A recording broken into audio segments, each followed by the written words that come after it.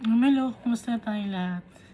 Nagpapasalamat tayo kay Almighty Father dahil sa hindi nagbabago yung pagmamahal niya sa atin. Faithful siya sa atin. Simula pa nung bago niya tayo gawin, hanggang sa makasama natin siya in heaven. Faithful siya forever. Si Almighty Father at saka si Jesus Christ. So, John chapter 4 muna basahin natin, no? Pero itong John chapter 3, i-recap natin, ano, na kung sino ang maniniwala kay Jesus, siya ay magkakaroon ng eternal life. So, kung tayo ay maniniwala kay Jesus na anak siya ng Diyos, na siya ang makakapagligtas sa ating mga kasalanan, siya ang ating pagtitiwalaan, hindi natin i-reject, ililigtas niya tayo. At si Almighty Father, mamahalin niya tayo pag minahal natin si Jesus Christ. Kaya sabi dito sa John chapter 3 verse 36, whoever believes in the Son has eternal life, but whoever rejects the Son will not see life. So kung i-reject natin si Jesus Christ as our Savior, as the Redeemer, as a God, the Son of God, and the Son of Man, i-reject tayo ng tatay din natin. Hindi natin makikita ang eternal life. For God's wrath remains on them. Dahil mananatili ang galit ni Almighty Father sa mga tao na hindi nagtitiwala kay Jesus Christ.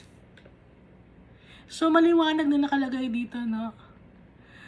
Na si Jesus Christ, Diyos siya at nagpapatawad siya ng mga kasalanan ng mga tao, gaya ni Almighty Father.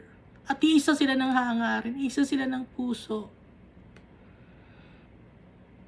At kung hindi ka naniniwala kay Jesus Christ, isa kang Antichrist.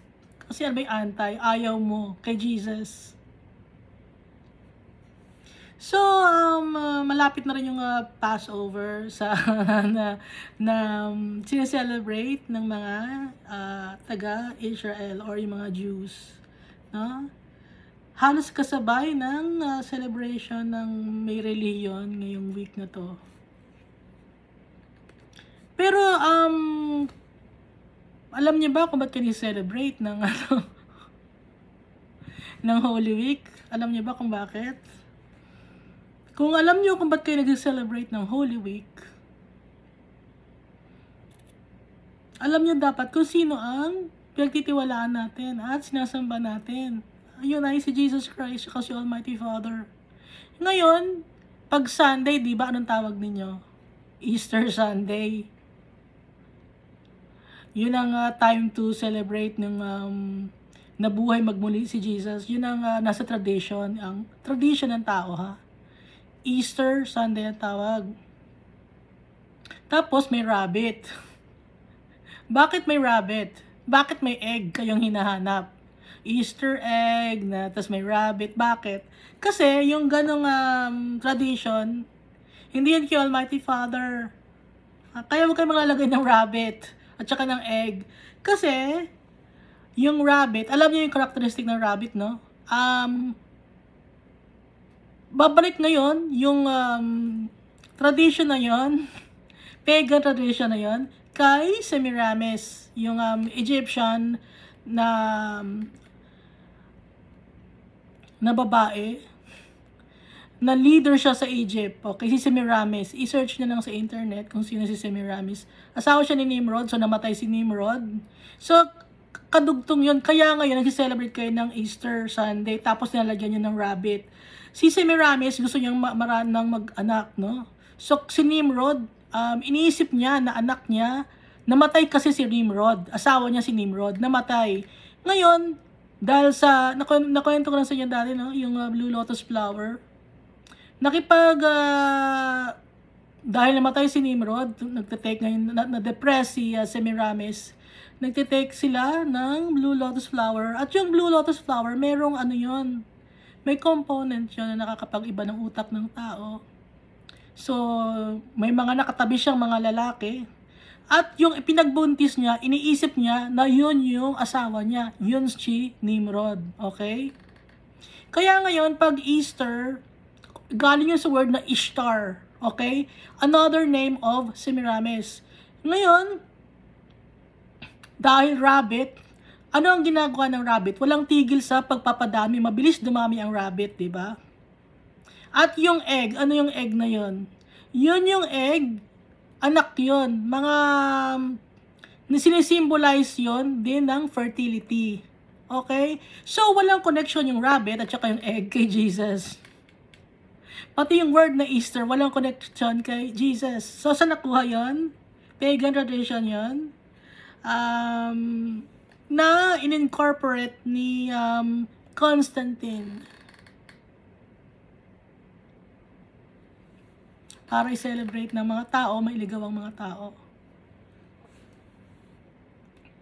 Kaya si Jesus Christ, walang rabbit doon, walang egg doon na hinahanap, no? Ang pagkabuhay ni Jesus after 3 days, walang rabbit doon, walang egg. Kaya bilang isang Kristiyano, hindi tayo dapat naglalagay ng rabbit or ng egg sa kung ano man para mag-celebrate dahil tradition yon ng pagans. At saka bilang Christian, isi-celebrate dapat natin araw-araw yung pagkapanganak ni Jesus at araw-araw din yung pagkakabigay niya ng buhay niya para sa atin, para ma-save tayo sa mga kasalanan natin. Hindi lang dahil sa itong Holy Week na to, hindi lang. Araw-araw, natin, maalalahanin natin. Okay?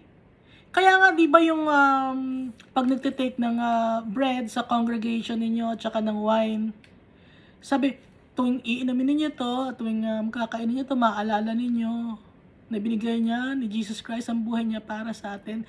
Yung bread na yun at wine, yun, symbolic lang yun. Okay? So, dapat araw-araw natin maalala. Hindi lang itong week na to, itong day lang na to. Okay? Kaya pag may mga occasion or events yearly, hindi ko isinasakto sa binabasa natin. Kasi yung iba, Holy Week yung isakto natin sa babasahin natin, yung pagkakapako kay Cruz. Hindi, kasi pagkakapako kay Jesus. Hindi, kasi araw-araw natin na aalalahanin yun eh. Okay? May mga Christian na gano'n, alam ko, doon ako galing sa may mga tradition. So, si Jesus Christ, walang rabbit, walang egg, nung nabuhay siya. Okay? Dahil yon ay tungkol sa fertilization, yung pagkakabuntis kay Semiramis. Yung tungkol sa mga rabbit yon na para mabilis dumami yung mga rabbit. Kaya nga 'di ba yung isang adult magazine, yun ang pangalan nila. Hindi ko nababanggitin ko ano yung pangalan nila, pero alam niyo na 'di ba na rabbit yung kanilang drawing. Alam niyo na ha. Kaya rabbit yung drawing. Hindi ko konektado kay Jesus yun. Kaya yung pag may mga rabbit kayo pag Easter Sunday na buhay si Jesus. Hindi, yung pangalan mismo lang, hindi na kay Jesus yun eh. Wala sa Bible yun. Yung pangalan na yun. Easter, wala yun. Tradition yun na inumpisahan ni Constantine na kinuha niya sa pagan tradition. Dahil alam naman natin, di ba, na melting pot yung time na yon, yung Rome, okay? Kasi maraming sakop yung Rome. Gusto niya makuha lahat ng tao. Kaya kahit anong beliefs, kinuha niya lahat, pinaghalo-halo niya at nakagawa siya ng isang belief. Okay? Nakagawa siya ng isang reliyon.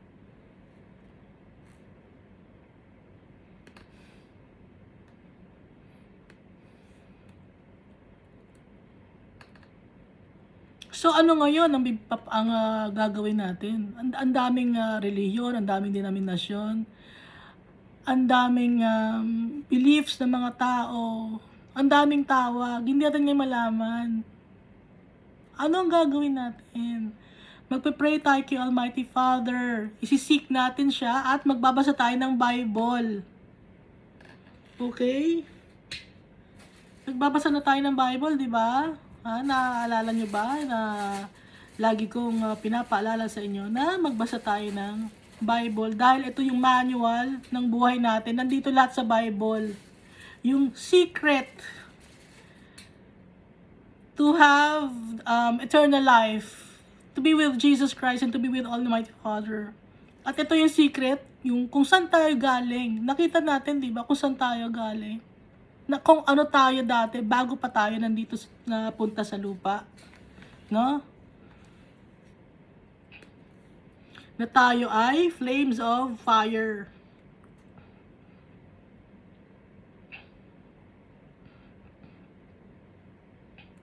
Dito na tayo sa John chapter 4. Now Jesus learned that the Pharisees had heard that he was gaining and baptizing more disciples than John.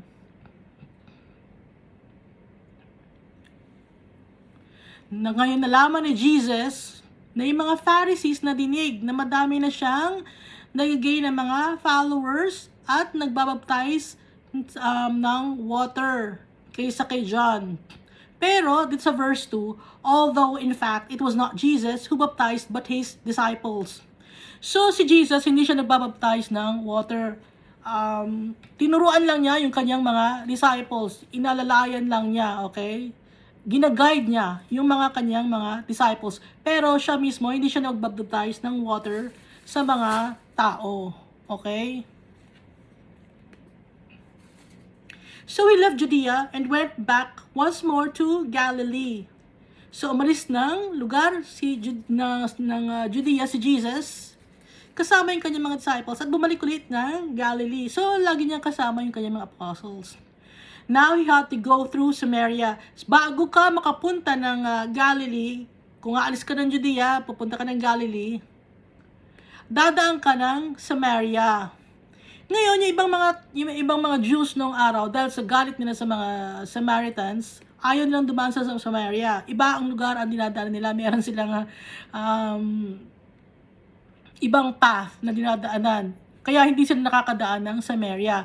Pero si Jesus, dumaan siya sa Samaria. Kung titingnan niyo sa mapa, itong Samaria, sakop ni, di ba yung Israel, from Egypt, binigyan ng inheritance o ng mana na lupa yung 12 na tribes of Israel, di ba? Si Simeon, si Reuben, yung si Levi hindi nabigyan yun kasi siya na nga yung high priest. So si Judah binigyan, si Issachar, sino ba yung mga anak? Si Simeon, sino ba? Pero yung babae si Dinah, hindi na nabigyan ng inheritance sa lupa yun kasi babae siya. So, pag tinatawag na Jew, ibig sabihin, ang lahi mo galing kay Judah. Okay? Ngayon, itong mga taga-Samaria, hindi sila lahi ni Judah. Yung lupa nila ay nakalagay sa lahi ni Ephraim, Manasseh, and Benjamin na anak ni Joseph. So si Benjamin, kapatid ni Joseph, si Ephraim and Manasseh, meron silang sariling lupa. Yung mana ni Joseph, ibinigay kay Ephraim and Manasseh. Naiintindihan ba? Kasi walang mana si Levi, tapos yung mana ni Joseph hinati kay Ephraim at kay Manasseh. Dahil nga favorite ni Jacob si Rachel. Mahal niya si Rachel.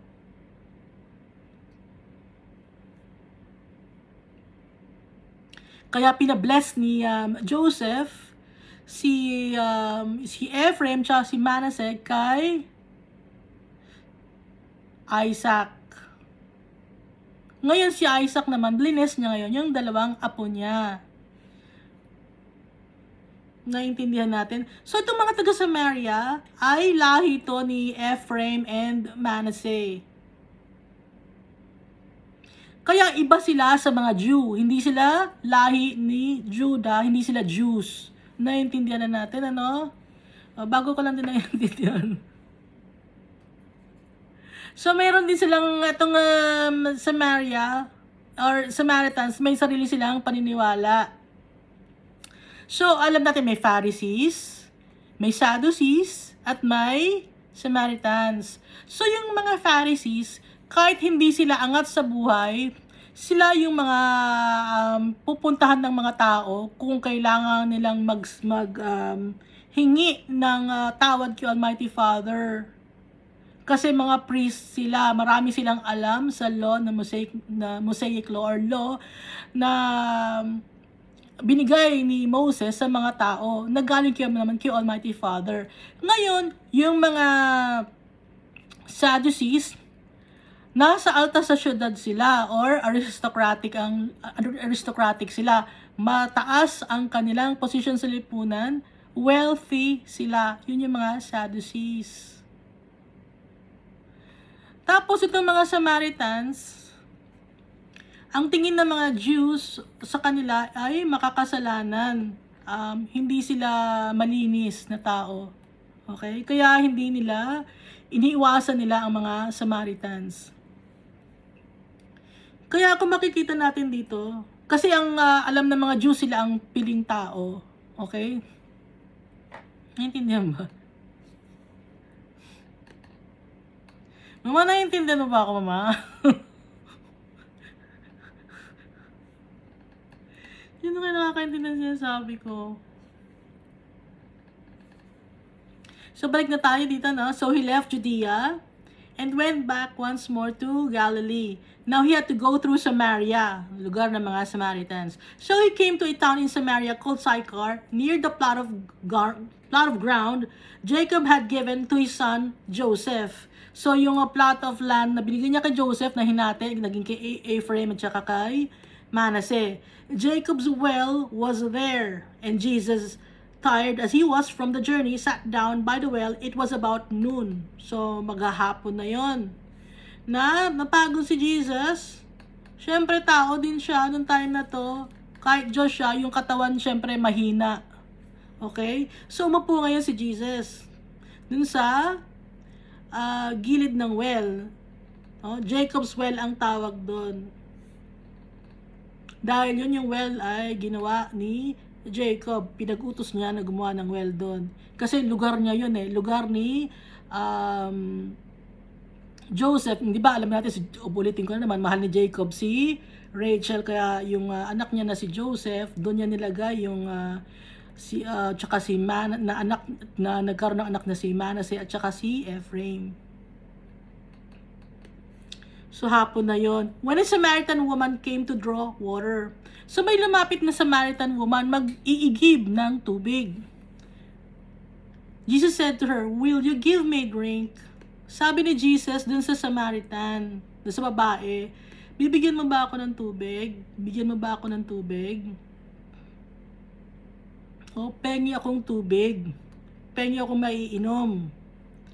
So, mag-isa lang si Jesus nun. Okay? His disciples had gone into the town to buy food. So, nasa town yung mga disciples. Kaya mag-isa si Jesus.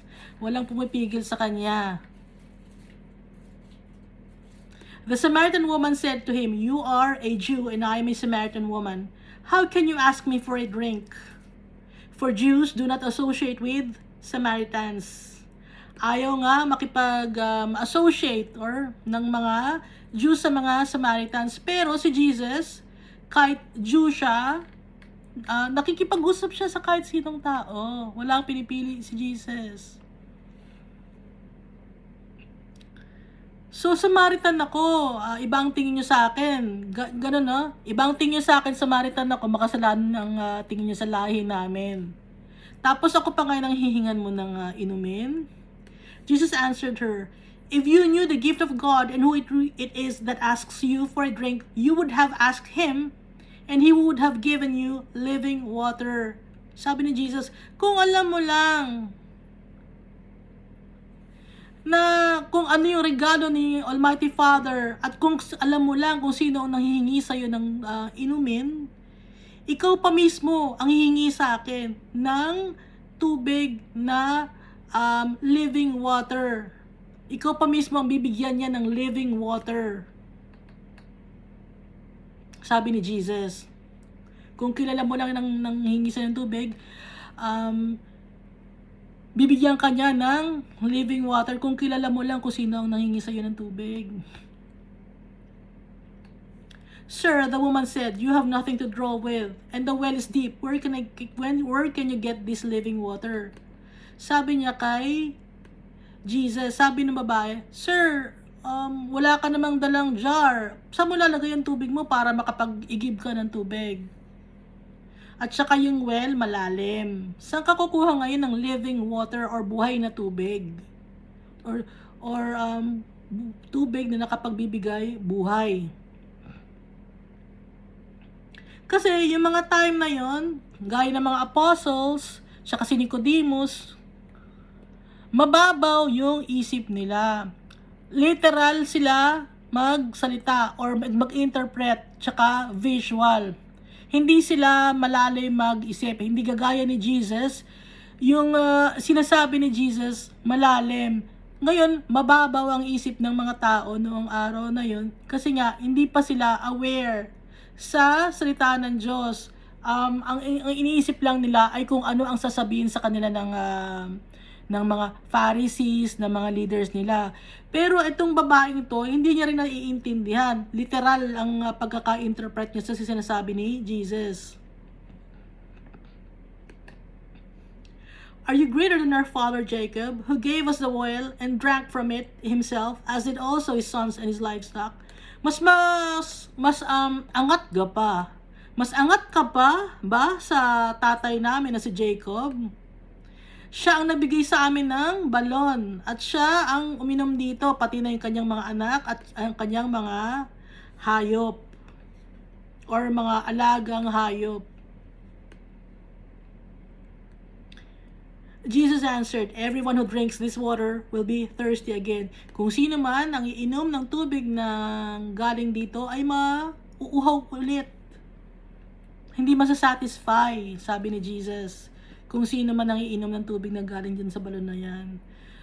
Sa verse 14, but whoever drinks the water I give them will never thirst. Pero kung sino man ang iinom ng tubig na ibibigay ko sa kanila ay hindi na mauuhaw kailanman. Indeed, the water I give them will become in them a spring of water welling up to eternal life.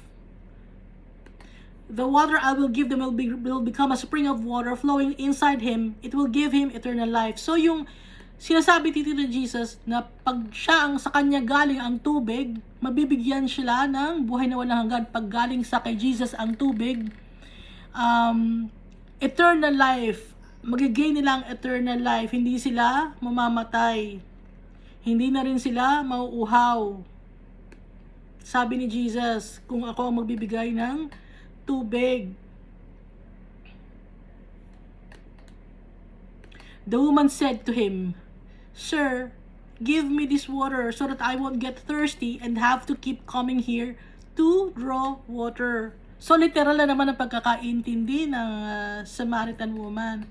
Sir, bigyan mo ako ng tubig, no? Para hindi na ako mauhaw, para hindi na ako pabalik-balik, mag-iigib ng tubig dito sa well na to or sa balon na to. Sa verse 16, sabi ni Jesus, He told her, Go, call your husband and come back. Sabi ni Jesus, inutusan siya, sige, umalis ka muna, tawagin mo ang iyong asawa, tapos balik ka dito. I have no husband, she replied. Sagot ng Samaritan woman, I have no husband, wala akong asawa. Jesus said to her, so sabi ni Jesus, you are right, tama ka. Nung sinabi mo, when you said you have no husband, nung sinabi mo na walang asawa ka, tama ka. The fact is, you have had 5 husbands and the man you now have is not your husband. What you have just said is quite true. So sinabi ni Jesus, tama ka. Nung sinabi mo na wala kang asawa. Kasi ang totoo, nagkaroon ka na ng 5 asawa. At yung lalaki, nakasama mo ngayon, hindi mo siya asawa. Kaya tama yung sinabi mo. So ito ang sinabi ni Jesus. Nung sinabi ni babae niya, I have no husband. Hindi ni Jesus ginudge yung babae. Hindi nagsabi si Jesus na, ang cheap mong babae ka. Hindi ganon si Jesus. Hindi siya nang-judge ng tao.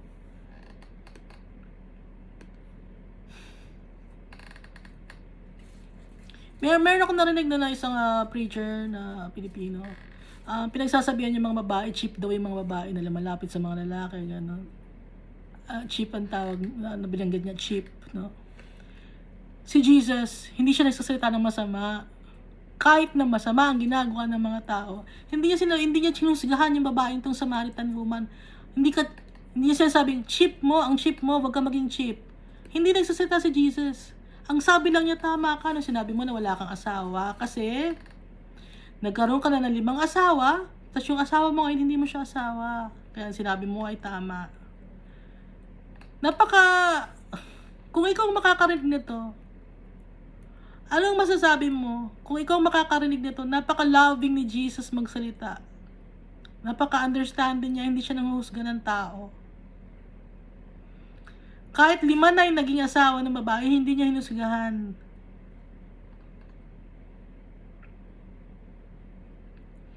Kaya tayo mag-iingat din tayo sa mga sinasabi natin. Kasi si Jesus, hindi siya ganon. Kaya kung pag may nakakasalita rin ako ng masama, no, Lord Jesus, nakakasalita ako ng masama, hingi agad tayong tawad. Hindi ganon si Jesus. Napakabait ni Jesus. Sir, the woman said, I can see that you are a prophet. Nakikita ko na propeta ka, sabi niyang babae. Our ancestors worshipped on this mountain. Yung mga nauna na sa amin, na mga kalahi namin, yung mga kabag-anak namin na namatay na, dito sumamba sa bundok na to. But Jews claim that the place where we must worship is in Jerusalem. Pero sabi ng mga Jew, kiniklaim nila na ang place na dapat na mag-worship kami ay sa Jerusalem. Kaya naman kasi sinabi ng mga Jew na sa Jerusalem mag-worship is because yun nga yung lugar ni Judah. So yung lugar ni Judah, lugar din ni King David. Kaya kiniklaim ng mga Jew na doon dapat sumamba yung mga tao. Okay? Ano ulit ang sinabi ni Jesus dito? Wala na naman siyang hinusgahan. Di ba kung ibang tao tayo, naku, mali yung mga Jew na yan, ba't ganyan magsalita yan? Hindi ganun si Jesus. Anong sabi ni Jesus? Woman, Jesus replied, believe me, a time is coming when you will worship the Father neither on this mountain nor in Jerusalem. Babae, darating ang araw. Maniwala ka sa akin. Darating ang araw, darating ang panahon, darating ang oras na sasambahin nyo si Almighty Father hindi sa mountain na to o hindi sa Jerusalem. You Samaritans worship what you do not know. Kayong mga Samaritans, sumasamba kayo pero hindi nyo alam, no? At hindi nyo kilala. We worship what we do know, for salvation is from the Jews. Kami ay sumasamba sa alam namin dahil ang kaligtasan ay galing sa Jew. Sino ba yung galing sa Jew? Si Jesus Christ, kasi yun yung lahi niya, yun yung lineage niya. Yet a time is coming and has now come when the true worshipers will worship the Father in spirit and in truth, for they are the kind of worshipers the Father seeks. Pero darating ang oras, at ngayon ay dumating na ang mga totoong sasamba na kay Almighty Father ay sasamba sila sa spirit at sa katotohanan. Dahil yun ang mga gustong klase ng tagasamba ni Almighty Father na hinahanap. Ang mga true worshipers dapat mag-worship in spirit and in truth. Kaya hindi dahil sa lugar na to mo sasambahin sa Jerusalem, hindi sa mountain mo lang makikita si Almighty Father, kundi kahit saan makikita mo si Almighty Father, kahit saan pwedeng mag-pray. Ito ang ibig sabihin ni Jesus Christ. So, kung sasabihin niyo, hindi, sa church lang ako pwedeng mag-pray, hindi. Ang church as a group of followers of Christ. Building lang ang sinasabi nyo. Kahit saan, pwede tayo manalangin.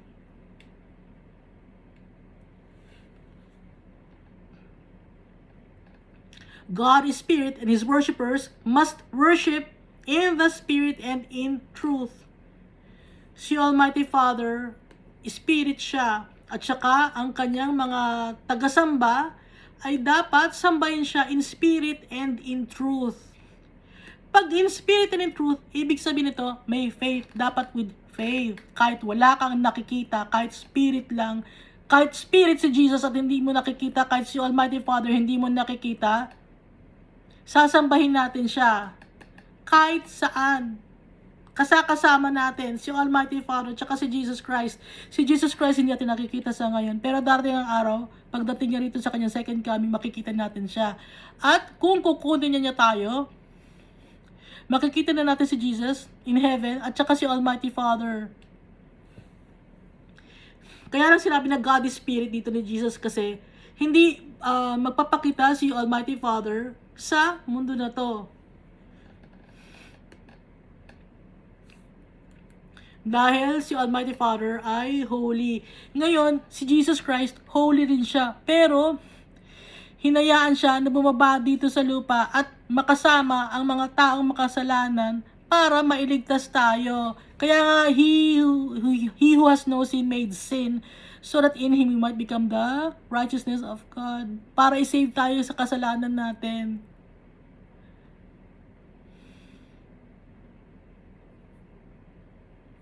Kaya mahal na mahal yung Almighty Father si Jesus. Naging simbolo si Jesus ng kadumihan, ng kasalanan. Inako niya para ma-save tayo. Para makapag-worship tayo kahit saang lugar. Dahil kay Jesus yon. Hindi na tayo mag-worship sa isang temple dahil itong temple lang na to, nandito lang si Almighty Father. Hindi. At pupunta ako ng Jerusalem kasi nandun lang si Almighty Father, wala sa ibang lugar. Hindi. Kahit saan, pwede natin sambahin si Almighty Father.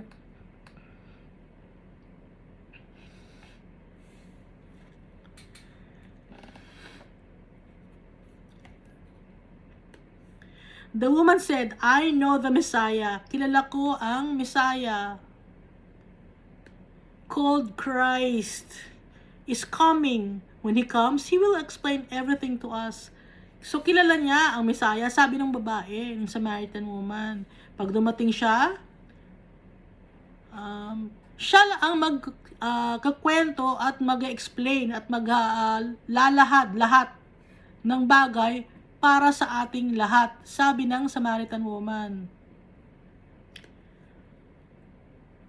Dito sa verse 26, then Jesus declared, I, the one speaking to you, am He.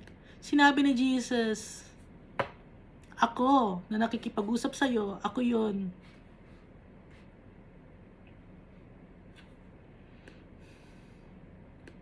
Nireveal ni Jesus ang sarili niya sa Samaritan woman. Sa isang babae pa, no?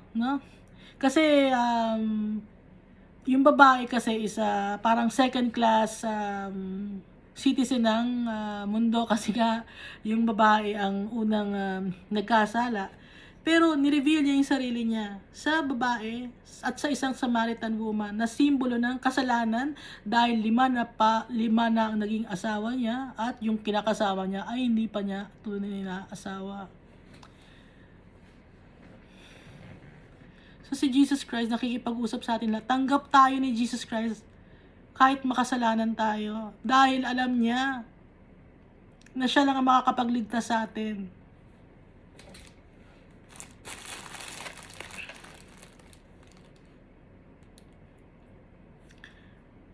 Verse 27, just then his disciples returned and were surprised to find him talking with a woman. But no one asked, what do you want? Or why are you talking to her? Or why are you talking with her? So dumating na yung mga disciples. Bumalik na galing sa grocery, namili kasi ng pagkain, na malengke. Nagulat sila. Kasi nakita nila si Jesus nakikipag-usap sa isang babae. At sa hindi lang isang babae, kundi isang Samaritan. Pero walang nagtanong sa kanila, anong kailangan mo sa kanya? O bakit mo siya kinakausap? Walang naglakas loob. Pero sa isip-isip nila, bakit ano kaya kailangan ni Jesus doon? Bakit niya kinakausap yun? Kasi nga, kung itong mga apostles, hindi sila makikipag-usap doon sa Samaritan woman. Pero si Jesus, nakikipag-usap siya sa kahit anong klaseng tao. Verse 28, then leaving her water jar. So naiwan ng babae yung kanyang water jar, no? Di ba mag-i-give siya ng tubig? Naiwan niya. So sobrang excitement niya. The woman went back to the town and said to the people, come see a man who told me everything I ever did. Lika, tingnan nyo yung lalaki na nagsabi kung ano yung lahat ng mga bagay na ginawa ko. Excited yung babae. Could this be the Messiah? Excited siya, ito na ba yung Messiah? Kahit sinabi ni Jesus Christ na inamin na niya doon sa Samaritan woman na siya yung Messiah, hindi pa rin siya naniwala. Kasi, tao. Okay, si Jesus tao siya. Noong time na tao siya, nandito siya sa lupa. Nakikipag-usap siya. Simple lang ang itsura ni Jesus. Wala siyang alahas. Simple lang ang damit ni Jesus. Mag-isa lang si Jesus. Kaya, hindi siya naniwala, kaya may doubt siya. They came out of the town and made their way toward him. So, yung mga tao nagulat din, na-excite din, no? So, lumabas ng town at nagpuntahan lahat sa kanya. Verse 31, meanwhile, his disciples urged him, Rabbi, eat something. Teacher, eat something. Kumain ka na. Ito na yung pagkain, sabi ng disciples ni Jesus sa kanya. Ang sagot ni Jesus, but he said to them, I have food to eat that you know nothing about. Meron akong pagkain na dapat kainin na hindi nyo alam. So malalim na naman magsalita si Jesus dito, di ba? Ang sagot na naman ng mga disciples na mababaw ang kanilang literal na naman ang pagkakaintindi nila, no? Kay Jesus, hindi natin masisisi yung mga disciples. Then his disciples said to each other, could someone have brought him food? Meron ba nagbigay sa kanya ng pagkain? Nag-usap-usap. Baka yung Samaritan kaya nagbigay ba sa kanya ng food yun? Sino kaya nagbigay ng food? Meron ba? Baka may umalis na nakabigay ng pagkain sa kanya. Bakit? Ano na raw? May pagkain na raw.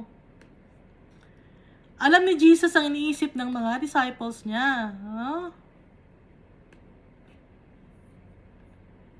Sabi ni Jesus, my food, said Jesus, is to do the will of Him who sent me and to finish His work. Ang pagkain ko, sabi ni Jesus, ay ang gawin, ang utos sa akin ng taong nagpadala sa akin at tapusin ang kanyang mga gawa o gawain. Yun ang pagkain ni Jesus, sinasabi niya. Ibig sabihin nito, yung driving force ni Jesus na nagfu-fuel sa kanya ay ang sundin si Almighty Father. Yun ang kanyang pagkain. Yung commitment niya, yung passion niya is to do the will of the Almighty Father. So, kaya siya nabubuhay. Ibig sabihin nito, para yon sa gawin ang ipinagagawa sa kanya ni Almighty Father. Yun yung kanyang driving force or fuel.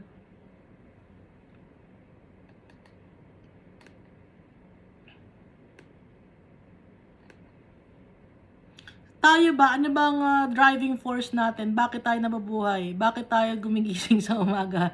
Ano yung commercial ng kape ba yun? Ha? Bakit tayo gumigising sa umaga? At nagtatrabaho at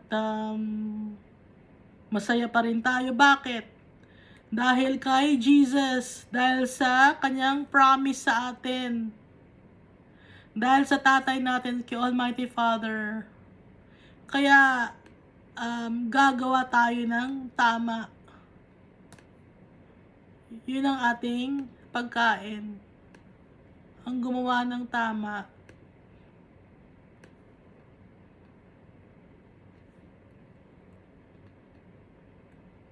Kaya nga, di ba si Jesus, bread of life, siya yung tama. So, i-incorporate natin yung ugali ni Jesus, yung pagkatao ni Jesus sa atin, yung kaya nga symbolic yung wine at saka yung bread, ipapasok natin sa kaloob-loob natin yung si Jesus, isa sa puso natin, isa sa isip natin, lahat ng kanyang mga turo at ginawa na kabutihan para sa atin at sa kapwa-tao natin, nang sa ganun makuha natin yung inheritance natin. Maging kagaya tayo ni Jesus Christ. Don't you have a saying, it's still 4 months until harvest? I tell you, open your eyes and look at the fields. They are ripe for harvest. Sabi dito sa verse 35. Di ba meron kayong kasabihan na 4 months bago pa ang harvest? Pero sinasabi ko sa inyo, buksan nyo inyong mga mata at tingnan ninyo ang parang or fields. They are ripe for harvest. Ano yung sinasabi dito ni Jesus na parang? So buksan ninyo ang inyong mga mata. Tingnan ninyo ang earth. Ripe for harvest na yung mga tao. I-share na natin ang salita ng Diyos. Ito ang sinasabi ni Jesus dito. Gumawa na tayo ng tama. Gumawa na tayo ng correct sa paningin ni Almighty Father.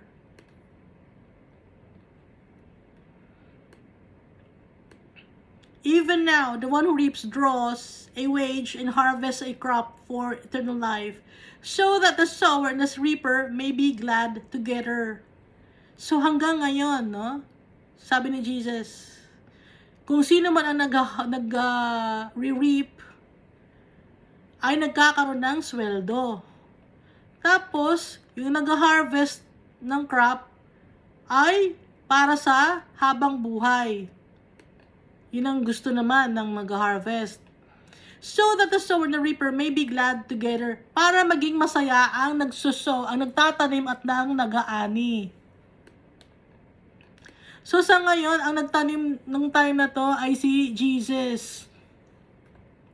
Ngayon, si Jesus nasa heaven na, tayo ngayon ang inutusan niya na magtanim. Para may ma-harvest, may ma-reap, okay? Ano yung itatanim natin? Itatanim natin sa puso ng tao, yung salita ng Diyos. I-share natin ang Word of God. Para yung mga mayroong ma-reap, may ma-harvest. Ano yung ibig sabihin ng ma-harvest? Ano yung ma-harvest? Para may mga taong magtiwala kay Jesus. At saka kay Almighty Father, dumami tayo ng mga followers ni Christ. Thus the saying, one sows and another reaps, is true. I sent you to reap what you have not worked for. Ipinapadala ko kayo para mag-harvest sa hindi ninyo pinagtrabahuhan. Dahil ang nagtrabaho ay si Jesus.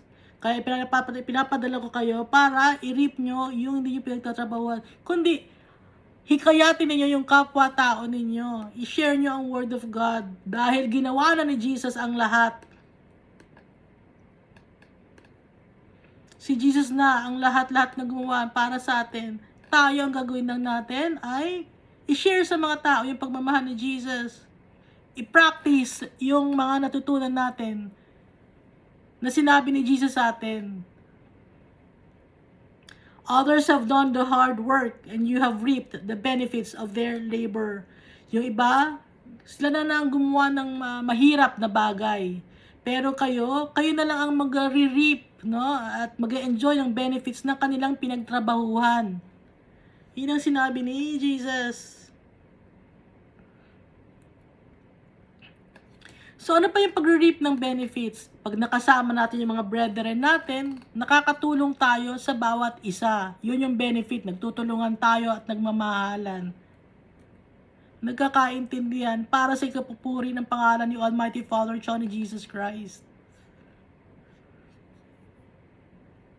Many of the Samaritans from that town believed in him because of the woman's testimony. So maraming mga Samaritans sa lugar na yon ang naniwala kay Jesus dahil sa testimony ng babae. He told me everything I ever did. Kasi sinabi ng babae, sinabi sa akin ni Jesus lahat ng mga ginawa ko. So when those Samaritans came to him, they urged him to stay with them, and he stayed 2 days. And because of his words, many more became believers. Dahil sa salita ni Jesus, maraming naniwala sa kanya sa lugar na yon, kaya nag-stay sila ron ng 2 days. Pinilit sila, pati mga disciples niya, in-urge, no? Pinilit o hinikayat na magstay sa kanila na para maturuan pa sila ng madami dahil they have the thirst for knowledge of the kingdom of God. Yung mga tao dito, yung mga Samaritans dito sa lugar na to, gustong-gusto nilang matuto sila at makilala nila si Jesus Christ at si Almighty Father. Kaya pinag-stay sila doon, pinilit sila, hinikayat sila ng mga Samaritans, yung mga taga Samaria. Kaya marami ang naging tagasunod ni Jesus Christ, naging naniwala kay Jesus Christ dun sa Samaria. Verse 42, they said to the woman, we no longer believe just because of what you said. Hindi na kami naniniwala, hindi dahil sa nagsalita ka. Now we have heard for ourselves and we know that this man really is the Savior of the world. Hindi kami naniniwala dahil sa sinabi mo, kundi ngayon, naniniwala na kami dahil narinig namin siya with our own ears, no? Na nalaman namin na itong lalaki na ito, siya talaga ang tagapagligtas ng mundo, si Jesus Christ. So testimony ito. Kaya isinulat ito ni John. Isinama niya to, testimony ito, na pagpapatunay na si Jesus Christ ang Savior and Redeemer of the world.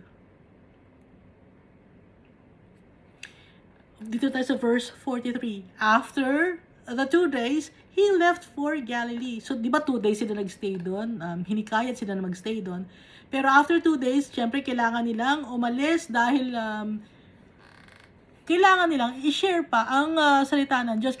Marami pang kailangan nilang mabigyan ng tulong. Kaya umalis sila sa lugar na yon.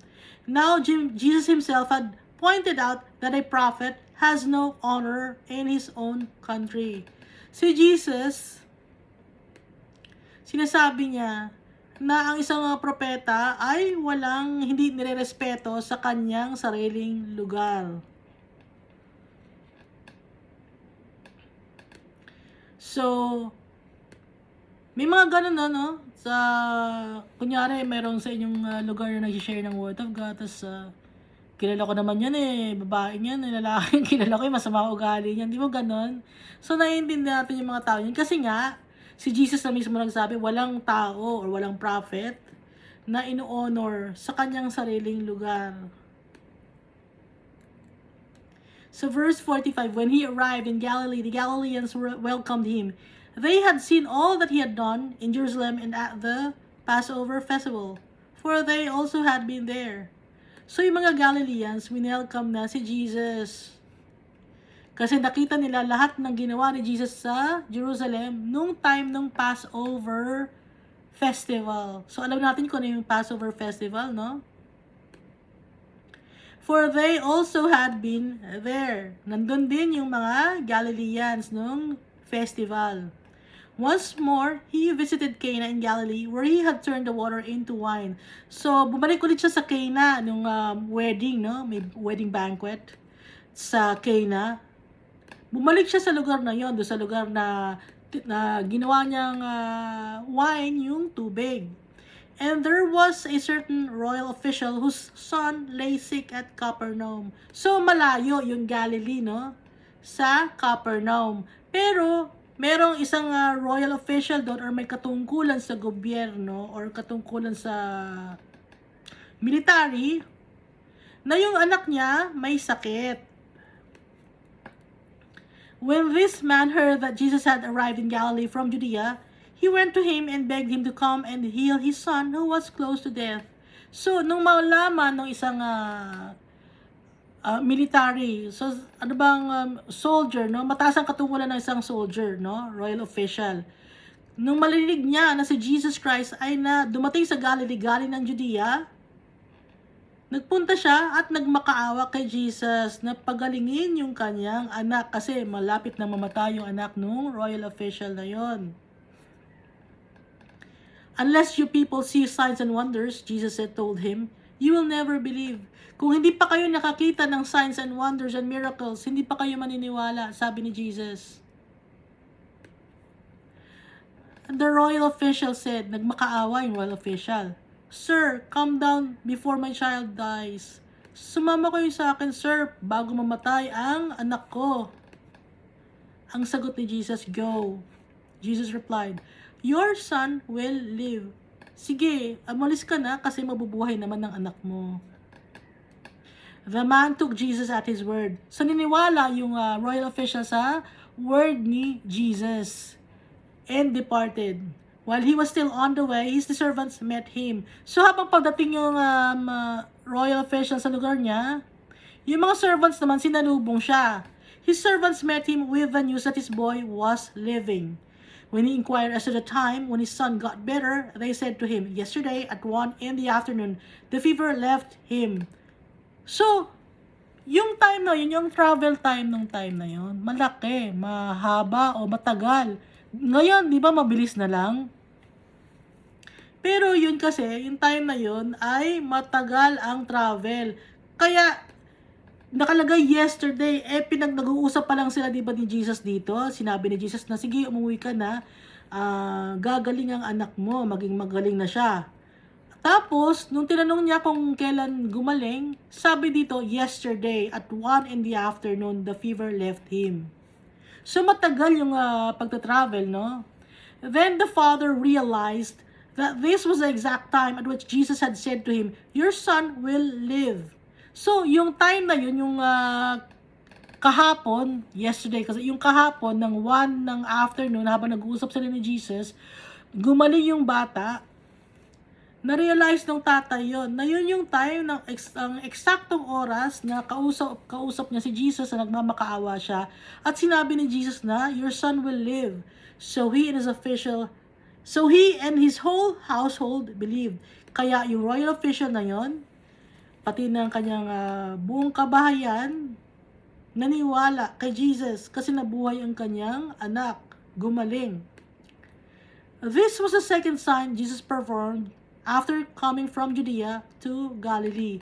So, ito yung pangalawang miracle na ginawa ni Jesus pagkatapos niyang manggaling ng Judea papuntang Galilee. So, nakikita natin dito yung testimony na sinulat ni John. Nakitang-kita niya mismo dahil nandun siya. So, yung accounts na to, makikita natin minsan sa Matthew, Mark, Luke, John. Nagkakapare-pareho sila ng mga sinusulat. Dahil nga, testimony ito ni John, the evangelist.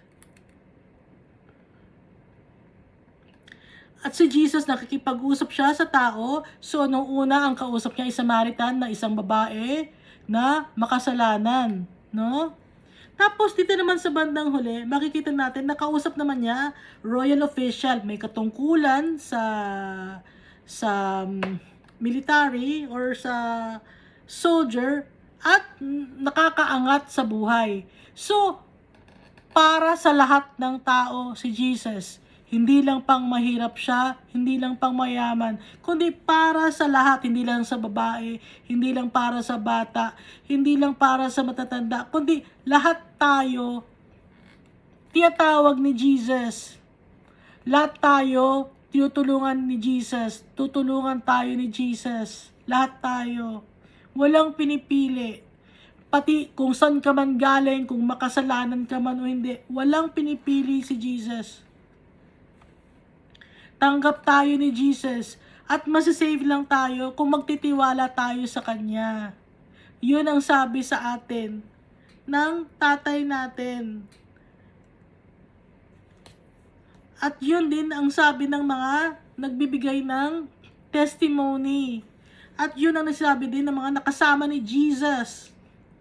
At yun din ang sabi ni John the Baptist. Maraming accounts na ituturo si Jesus na siya ang Savior, na siya ang Redeemer, na siya ang Messiah. Kaya si Jesus ang pagtitiwalaan natin. Wala nang iba, wala nang ibang pangalan ng tayong tatawagin. Si Jesus lang. Kay Jesus ibinigay ni Almighty Father ang authority and power to judge people at the last days. Sa ngayon, hindi tayo ginajudge ni Jesus. Pero dati ang araw na sa sobrang kasamaan ng mundo, hindi na lumalapit ang mga tao kay Jesus at kay Almighty Father. Doon na darating ang second coming. Sa time na yon, maraming mga tao, mga Christian, ang mawawalan ng pagmamahal kay Jesus at kay Almighty Father. Magwa-wane yung kanilang pagmamahal. Nakalagay dito sa Bible. Kaya ipag-pray natin na huwag tayong masali, dahil Christian tayo, huwag tayong masalit sa mga taong nawawalan ng pag-asa, nawawalan ng pagmamahal kay Almighty Father. Dapat yung fire na pagmamahal natin kay Almighty Father at kay Jesus Christ, laging nagbaburn. At lagi tayong magtitiwala. Huwag tayong mawawalan ng pag-asa dahil si Jesus ang pag-asa natin sa mundo. Maraming salamat, no? Mahal na mahal tayo lahat ni Almighty Father. Hindi niya tayo papabayaan.